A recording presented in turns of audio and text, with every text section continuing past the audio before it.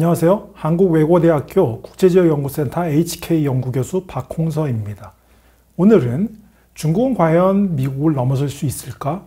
이 주제에 대해서 말씀을 드리겠습니다. 요즘에 미중 관계가 상당히 핫 이슈고요. 많은 언론에서 미중 관계, 특히 미중 관계를 상당히 갈등 지향적으로 그리고 있고요. 중국의 GDP 성장을 이제 예로 들면서 곧 미국을 뛰어넘을 것이다. 그렇게 된다면 미국도 가만히 있지 않기 때문에 이 미중 간의 충돌은 불가피하다. 이런 얘기도 많이 흘러나오고 있습니다. 저는 기본적으로 이 중국이 미국을 뛰어넘을 수 있을 가능성이 현재로서는 단기적으로는 그렇게 크지 않다라고 생각을 합니다. GDP는 양적 측면인데요. 이런 GDP 같은 기준으로 미중 세력 전의를 논하는 것은 상당히 표면적인 것만을 보는 이런 문제점이 분명히 있다라고 생각을 합니다. GDP 같은 단순한 양적 측면이 아니라 우리는 미중 관계를 좀 더 정확히 보기 위해서는 질적 측면을 봐야 된다. 좀 더 구체적으로 누가 누구한테 더 취약한가, 이런 문제가 상당히 중요하다. 미국이 중국한테 취약하냐, 중국이 미국한테 취약한가, 이 문제인데요. 저는 미국의 대중 취약성보다는 중국의 대미 취약성이 훨씬 더 크고요. 이러한 취약성을 극복하지 못하면 단기적으로 중국이 미국을 뛰어넘을 수 없을 것이다. 이렇게 결론 내리고 싶습니다.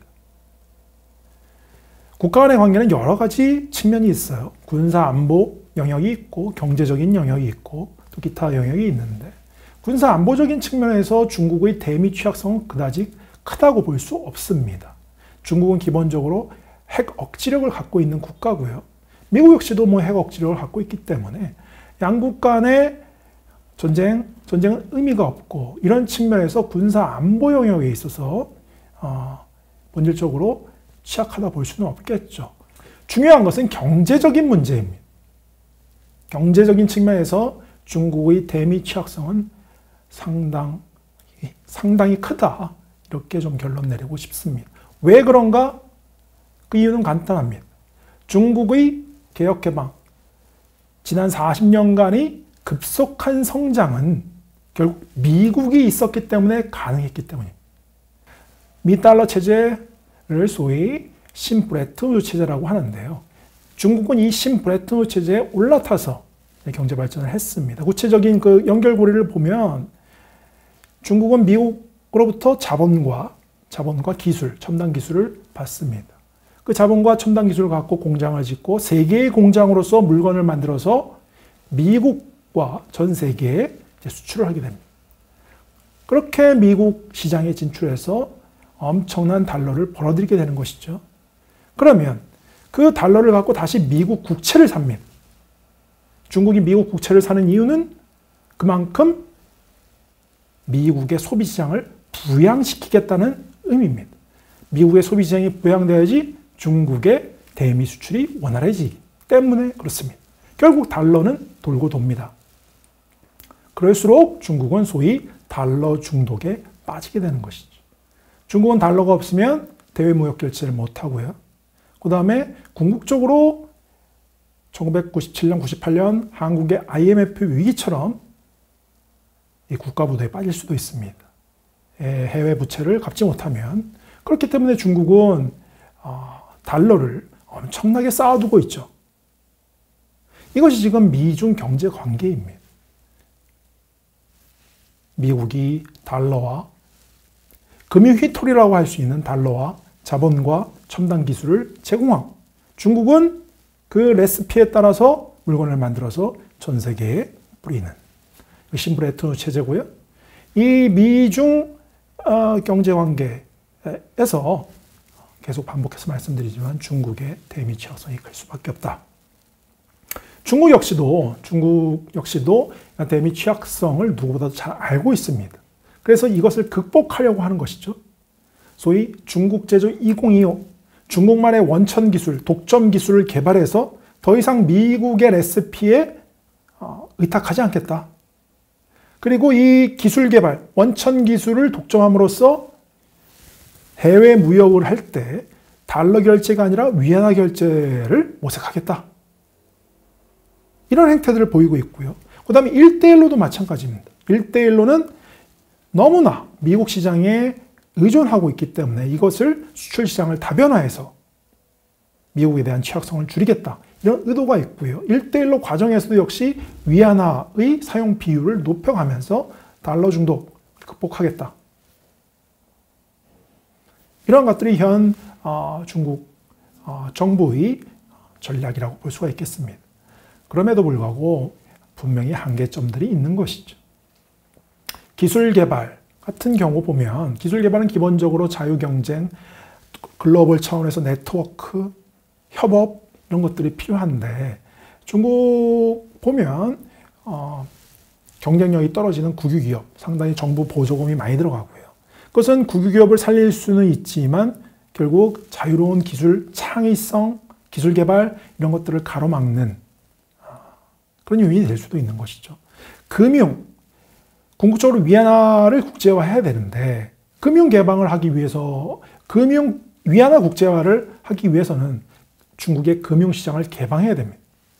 그러나 이 금융시장을 개방하게 되면 전 세계 투기자본이 중국에 들어왔다가 한순간에 빠져나갈 수 있는, 그래서 경제공황, 금융위기에 빠질 수도 있기 때문에 중국 정부는 아주 이 타이트하게 컨트롤하려고 하는 이런 행태들을 보이고 있습니다. 자, 이러한 상황에서는 위안화 국제화 가능성이 그만큼 떨어질 수밖에 없는 것이죠. 뉴욕이 전 세계 금융의 메카가 될 수 있었던 것은 20세기 초반에 그것은 전 세계 자본들이 거리낌 없이, 제약 없이 뉴욕으로 들어가고 또 나올 수 있었기 때문에 그렇습니다.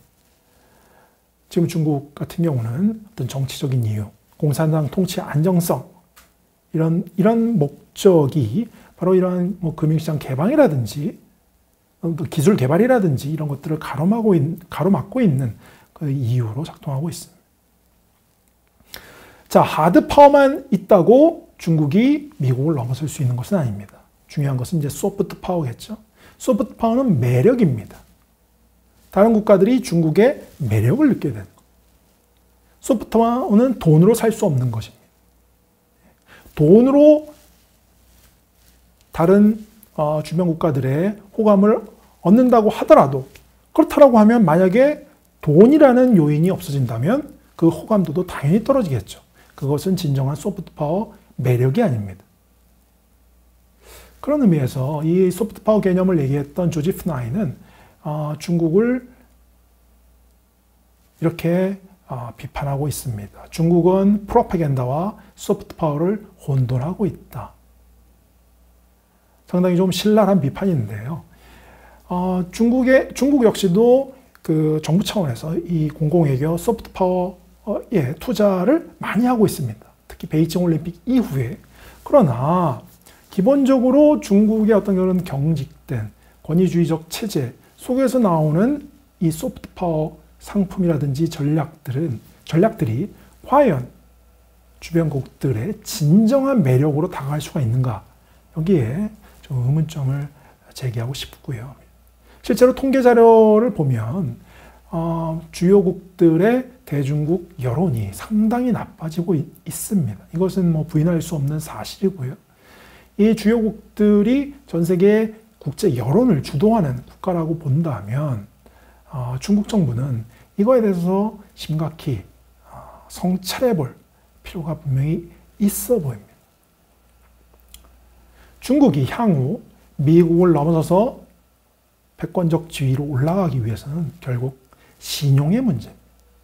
미국이 갖고 있는 대외 신용보다 중국의 신용이 넘어야 되겠죠. 신용이 넘는다는 것은 다른 국가들이 중국을 그만큼 믿고 따라야 된다는 것입니다. 하드 파워도 중요하지만 소프트 파워도 중요한. 하드 파워는 필요 조건이라고 할 수 있으면 소프트 파워는 충분 조건이라고 얘기할 수 있겠습니다.